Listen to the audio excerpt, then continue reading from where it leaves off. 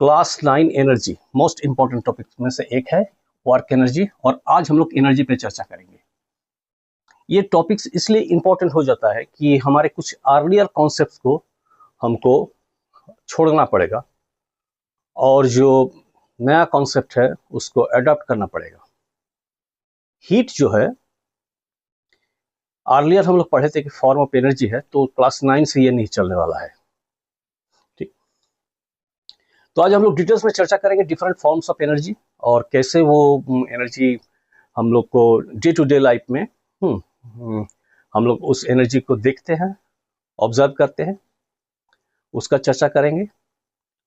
तो सबसे पहले हीट, एक्चुअली हीट जो है ये एक एनर्जी ट्रांसफर का मेथड है, ट्रांसपोर्टर है।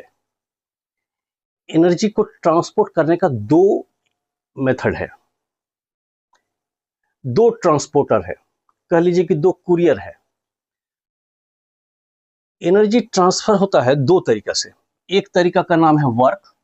तो हम लोग एक नेक्स्ट वीडियो में कहाँ कहाँ एनर्जी ट्रांसफर में वर्क यूज होगा और कहाँ कहाँ एनर्जी ट्रांसफर में हीट यूज होगा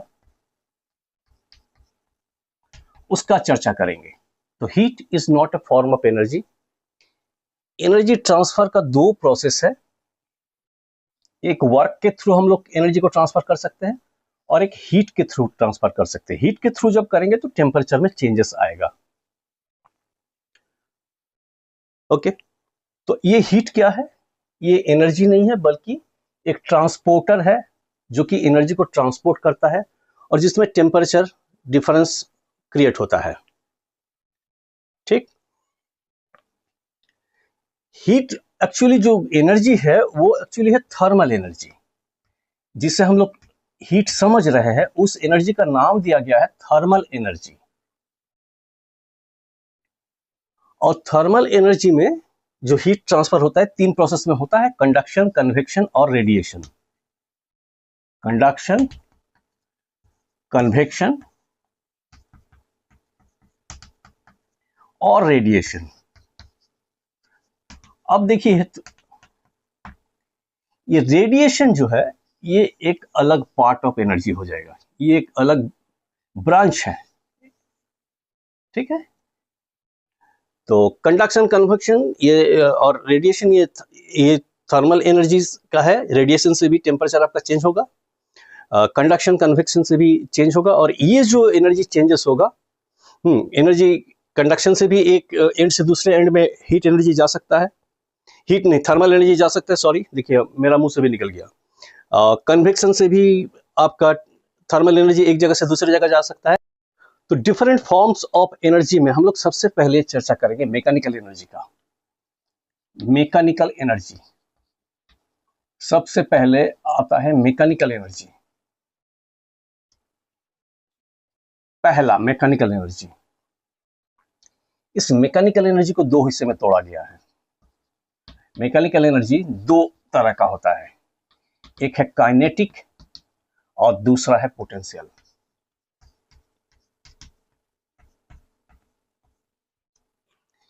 काइनेटिक एनर्जी का फिर तीन हिस्सा है। ए आपका ट्रांसलेशनल, बी रोटेशनल, तीसरा वाइब्रेशनल। तो भाई ट्रांसलेशनल क्या है? ट्रांसलेशनल एनर्जी है रोलिंग बॉल, रनिंग हॉर्स, ये सब ट्रांसलेशनल एनर्जी है। रोटेशनल पंखा में जो एनर्जी होगा या मिक्सिंग ग्राइंडर जो रोटेट करता है उसमें रोटेशनल एनर्जी रहता है। और वाइब्रेशनल एनर्जी, मान लीजिए कोई स्प्रिंग है और स्प्रिंग के साथ कोई मास अटैच्ड है और इस मास को हम लोग स्ट्रेच करके रिलीज कर देंगे तो ये वाइब्रेट करते रहेगा। तो ये जो एनर्जी है ये वाइब्रेशनल एनर्जी है। अब आते हैं पोटेंशियल एनर्जी। पोटेंशियल एनर्जी का चार हिस्सा है। एक है gravitational potential energy. Gravitational potential energy, अगर किसी ऑब्जेक्ट को एक सर्टेन हाइट पे ले जाते हैं तो उसमें हम लोग जो एनर्जी स्टोर हो जाता है दैट ऑब्जेक्ट में, उसको बोलते हैं हम लोग ग्रेविटेशनल एनर्जी। सेकंड पार्ट है इसका elastic potential energy. Elastic potential energy, elastic potential energy क्या है भाई? न किसी बो ले लीजिए, बो का हम लोग अगर स्ट्रेच करेंगे तो बो का शेप चेंज हो जाएगा, तो शेप चेंज की वजह से जो एनर्जी स्टोर हो जाएगा बो में, उसको बोलता है इलास्टिक एनर्जी। तो बो में इलास्टिक एनर्जी रहेगा। सी इलेक्ट्रिक एनर्जी। अब यहाँ पर इलेक्ट्रिक एनर्जी हम लोग दो बार चर्चा करेंगे। यह एक हुआ इलेक्ट्रिक पोटेंशियल एनर्जी, यहाँ पर स्टेशनरी चार्ज रहेगा, चार्ज रहेगा स्टेशनरी, स्टैटिक चार्ज खड़ा रहेगा। तो हम लोग देखे हैं कि कागज का टुकड़ा अगर छोटे 7 में देखे हैं ना कि प्लास्टिक कॉम में कॉम्बिंग करने के बाद बिट्स ऑफ पेपर के पास कॉम को ले जाते हैं, तो कॉम अट्रैक्ट कर लेता है बिट्स ऑफ पेपर को, कागज का टुकड़ा को खींच लेता है। तो वो जो एनर्जी वो कंघी में था, कॉम में था, तो वो एनर्जी का नाम था इलेक्ट्रिक एनर्जी। अब एक दूसरा इलेक्ट्रिक एनर्जी है जिसमें हम लोग बल्ब जलाते हैं, पंखा चलाते हैं, तो वो जो एनर्जी होगा वो मूविंग चार्ज के लिए होगा। और ये चार्ज क्या है? Static charge. स्टैटिक चार्ज में जो एनर्जी आएगा उसको हम लोग बोलते हैं static potential energy, static electricity का पोटेंशियल एनर्जी। तो electric energy due to static charge, और उसमें जो एनर्जी होगा that is called static electric potential energy. और जो जिससे हम लोग का पंखा चलता है या बल्ब जलता है या कोई भी और इलेक्ट्रिक अप्लायंस हम लोग यूज करते हैं, टीवी चलता है, फ्रिज चलता है, तो वो जो एनर्जी होगा वो भी एक इलेक्ट्रिक एनर्जी होगा, लेकिन उसमें मूविंग चार्ज होगा। तो इलेक्ट्रिक एनर्जी का भी दो हिस्सा होगा। तो इलेक्ट्रिक एनर्जी आपको यहाँ पर भी मिलेगा, और फिर हम लोग एक और आगे चर्चा करेंगे इसके बारे में। वो एक अलग खुद ही अलग इलेक्ट्रिसिटी का एक ब्रांच होगा। और चौथा है मैग्नेटिक। तो मैग्नेटिक एनर्जी भी आप जानते हैं कि एक मैग्नेट के साथ सामने एक अगर मैग्नेट रखा जाए या मैग्नेटिक मटेरियल रखा जाए, तो उस मैग्नेटिक मटेरियल के ऊपर इस दो मैग्नेट आपस में भी, उसमें आप देख सकते हैं कि उसमें अट्रैक्शन रिपल्सन हो सकता है। और अगर एक मैग्नेट के सामने एक मैग्नेटिक मटेरियल रख दिया जाए, तो उसमें देखिएगा कि वो मैग्नेटिक मटेरियल को अट्रैक्ट कर रहा है। तो उस केस में जो एनर्जी मैग्नेट शो करता है that is called magnetic energy. ठीक, तो देखिए ये सारा मैकेनिकल एनर्जी का पार्ट है। तो मैकेनिकल एनर्जी दो हिस्से में बटा हुआ है, काइनेटिक एंड पोटेंशियल। और काइनेटिक एनर्जी का 3 हिस्सा है और पोटेंशियल एनर्जी का 4 हिस्सा है। तो ये गया आपका मैकेनिकल एनर्जी का पार्ट। ठीक, आगे आगे देखते हैं और क्या क्या एनर्जी होता है। नेक्स्ट आता है थर्मल एनर्जी, जिससे हम लोग अर्लियर क्लासेस में हीट एनर्जी पढ़ रहे थे। तो हीट जो है वो अभी हम लोग को पता चल गया कि ये हीट जो है ये एनर्जी नहीं है, ये एनर्जी ट्रांसफर है। तो जो हम लोग हीट समझ रहे थे असल में वो क्या है? थर्मल एनर्जी है। तो थर्मल एनर्जी आप जानते हैं कि अगर कोई हॉट बॉडी है तो उससे थर्मल एनर्जी रिलीज होता है। तो एक हॉट बॉडी के पास थर्मल एनर्जी स्टोर रहता है। ठीक, तीसरा है सोनिक एनर्जी। सोनिक एनर्जी, ठीक है, सोनिक एनर्जी को हम लोग साउंड एनर्जी भी बोलते हैं।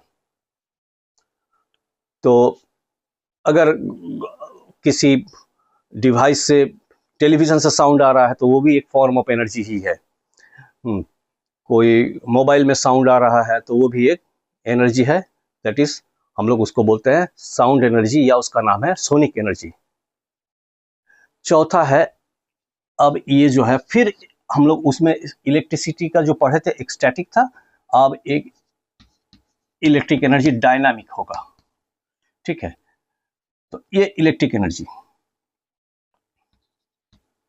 इलेक्ट्रिक एनर्जी का 2 हिस्सा हो जाएगा। इलेक्ट्रिक एनर्जी से हम लोग क्या कर मिलता है, जैसे हम अर्लियर चर्चा कर रहे थे, ये आपका मूविंग चार्ज के लिए है।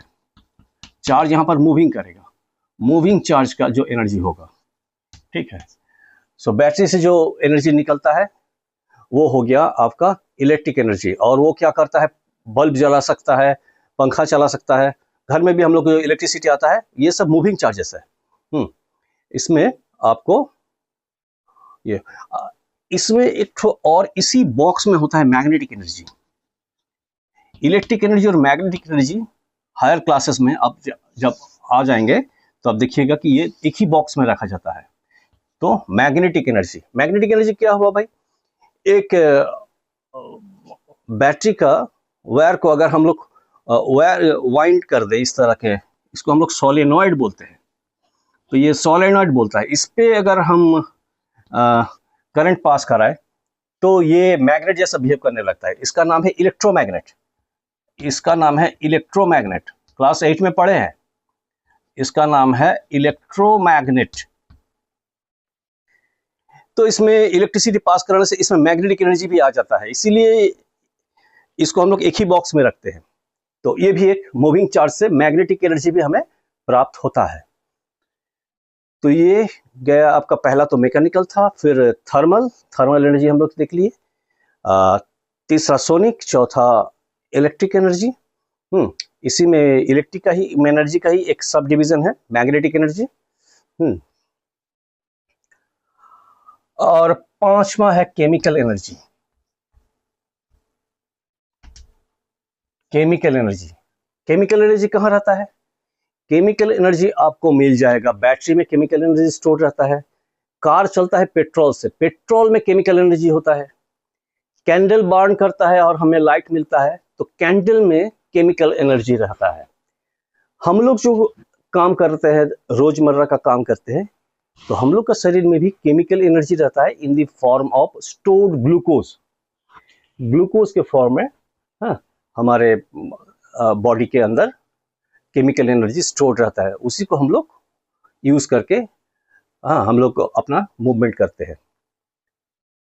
छठा है रेडिएशन एनर्जी, और इसका बारे में हम लोग अभी चर्चा करेंगे।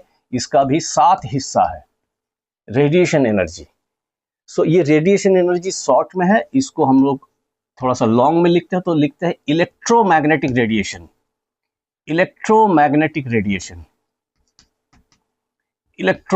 रेडिएशन। थोड़ा सा लॉन्ग करके लिखते हैं तो ओके। तो इसको हम लोग फिर चर्चा करेंगे इलेक्ट्रोमैग्नेटिक रेडिएशन के बारे में। तो ये भी एक रेडिएशन एनर्जी है। इसी रेडिएशन एनर्जी से ही सन का हीट जो है हमारे अर्थ तक पहुंच जाता है, सन का लाइट भी पहुंच जाता है हमारे अर्थ तक। तो ये सारी एनर्जीज जो है ये रेडिएशन एनर्जी है, और इसका 7 डिवीजन है। तो हम लोग नेक्स्ट में अभी तुरंत हम लोग इसको रेडिएशन के बारे में डिटेल्स पढ़ते हैं, थोड़ा सा डिटेल्स, ज़्यादा डिटेल्स नहीं। और 7वां है न्यूक्लियर एनर्जी, 7th है न्यूक्लियर एनर्जी। और न्यूक्लियर एनर्जी का 2 हिस्सा है, फिजन एंड फ्यूजन।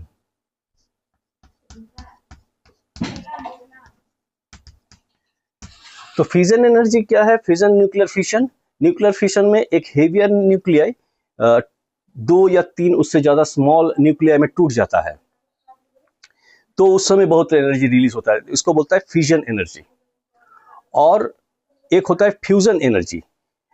इसमें क्या होता है कि 2 या उससे ज्यादा स्मॉल न्यूक्लियाई कंबाइन करके एक हेवियर न्यूक्लियर बनाता है, तो इसको बोलता है फ्यूजन। तो फ्यूजन एनर्जी हम लोग को मिलता है न्यूक्लियर पावर प्लांट में। न्यूक्लियर पावर प्लांट में जो एनर्जी रिलीज होता है that is called fusion energy. और फ्यूजन एनर्जी हाइड्रोजन बम में यूज होता है, और सन में फ्यूजन होता है, ठीक है। हाइड्रोजन का 2 आइसोटोप्स कंबाइन करके हीलियम बनाता है, और उस समय एनॉर्मस एनर्जी रिलीज होता है, तो वो हो गया फ्यूजन एनर्जी। तो 7 एनर्जी डिफरेंट हो गया। अभी हम लोग क्या करेंगे, रेडिएशन के बारे में, रेडिएशन वो जो एनर्जी है उसके बारे में थोड़ा सा, जो उसका सब डिविजन है उसका डिटेल्स में हम लोग चर्चा कर लेते हैं।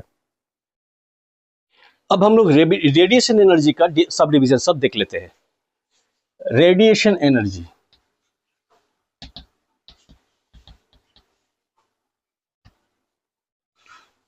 रेडिएशन एनर्जी का जो 6ठा पार्ट था हम लोग का, एनीवे, तो उसका जो 7 डिवीजन है उसको पहले देखिए, रेडियो वेव, दूसरा है इसका माइक्रोवेव,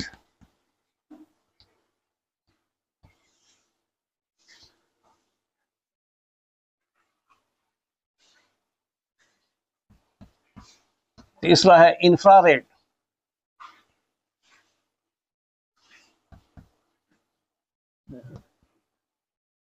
चौथा विजिबल लाइट,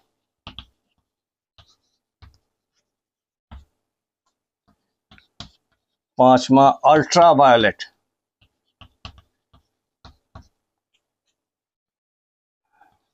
छठा है एक्सरे और सातवां है गामा रेज। देखिए रेडिएशन एनर्जी का 7 पार्ट है,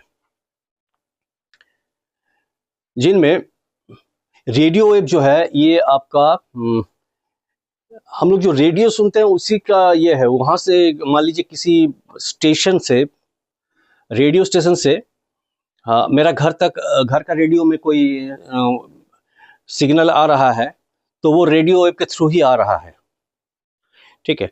तो रेडियो स्टेशन से क्या करता है, ब्रॉडकास्टिंग बोलता है, ब्रॉडकास्टिंग स्टेशन से, सेंटर से वो लोग कोई प्रोग्राम जो है, ऑडियो प्रोग्राम वो सेंड किया तो वो हमारा घर तक पहुंचा देता है। कौन पहुंचा देता है? रेडियो वेव पहुंचा देता है, ठीक है।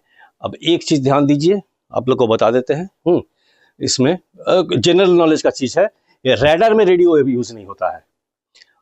रैडर का फुल फॉर्म है radio wave detection and ranging, लेकिन रैडर में रेडियो वेव हम लोग यूज नहीं करते हैं, रैडर में माइक्रोवेव यूज करते हैं, ठीक। तो माइक्रोवेव का तो बहुत सारा काम है, टोटल आपका मोबाइल कम्युनिकेशन वगैरह सब माइक्रोवेव से होता है, ठीक है। और मोबाइल का, टेलीविजन वगैरह का भी कम्युनिकेशन माइक्रोवेव से होता है, मोबाइल कम्युनिकेशन माइक्रोवेव से होता है। तो माइक्रोवेव का काम अब जान गए कि टेलीकास्टिंग जो स्टेशन है वहाँ से वो एनर्जी सेंड करता है और माइक्रोवेव के थ्रू वो एनर्जी हमारा टेलीविजन तक आता है। तो माइक्रोवेव का काम आप जान गए, बहुत ज़्यादा इंपॉर्टेंट है ये। आपको माइक्रो ओवन में भी हम लोग माइक्रोवेव यूज़ करते हैं, उसमें भी आपको थर्मल एनर्जी हमें प्राप्त होता है। फिर आता है इंफ्रारेड। तो इंफ्रारेड कैसे ये करते हैं? इंफ्रारेड जो ये एनर्जी है ये रिमोट में बहुत काम करता है। तो बैटरी से एनर्जी लेके इंफ्रारेड जो है वो एनर्जी टेलीविजन तक पहुंचा देता है। तो रिमोट जो टेलीविजन का रिमोट होगा उसमें हम लोग इंफ्रारेड यूज़ करते हैं। इवन आपका जो एयर कंडीशनर है वहाँ से बैटरी से वो एनर्जी लेके और एनर्जी आपका एयर कंडीशनर तक पहुंचा देता है। तो ये इंफ्रारेड का काम है, बहुत सारा काम है, और रात में फोटो खींच लेता है, बहुत सारा काम है। तो हम लोग उतना डिटेल्स में नहीं जा रहे हैं। तो इंफ्रारेड हो गया। इसके बाद विजिबल लाइट। तो ये तो विजिबल लाइट जो है ये कलरफुल वर्ल्ड को देखने के लिए हमें मदद करता है, ठीक है। तो जिसे हम लोग लाइट एनर्जी भी बोलते हैं। तो लाइट एनर्जी एक्चुअली ये विजिबल, ये रेडिएशन एनर्जी का ही पार्ट है। तो विजिबल लाइट जो है ये रेडिएशन एनर्जी का ही पार्ट है। नेक्स्ट आता है अल्ट्रावायलेट। तो अल्ट्रावायलेट का हम लोग यूज करते हैं बैक्टीरिया वगैरह को किल करने के लिए। तो मेडिकल साइंस में काफी यूज होता है, और वैसे भी घर में आरओ वगैरह में हम लोग अल्ट्रावायलेट रे यूज करते हैं जर्म्स वगैरह को किल करने के लिए। एक्सरे सबको पता है मेडिकल साइंस में यूज होता है ना।